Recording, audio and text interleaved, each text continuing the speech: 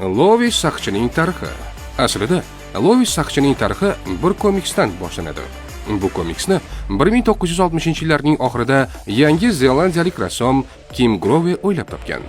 Hammasi Kim o'zining bo'lajak turmush o'rtog'i Roberto Casaliga salfetkada chizgan romantik sevgi xatlari orqali boshlangan. Bu chiroyli va nozik chizilgan komikslar shu qadar mashhur bo'lib ketdiki, 1970-yilda Kimga ularni nashr etish bo'yicha birinchi buyurtma keladi. Komikslar qisqa vaqt ichida dunyo bo'ylab tarqalib ommalashadi. Kim Groyle yiliga 4 milliondan 5 million dollargacha daromad topa boshlaydi.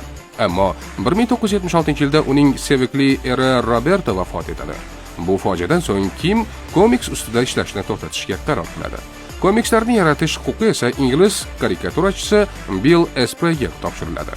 1990-yillarga kelib, turkiyalik saqch ishlab chiqaruvchi kompaniya shu komikslarni o'z saqchlariga ichki varaq sifatida qo'shish g'oyasini beradi.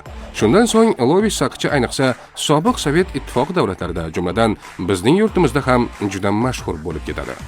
Saqich o'zining romantik, chiroyli suratlari bilan yuraklarga yo'l topgan.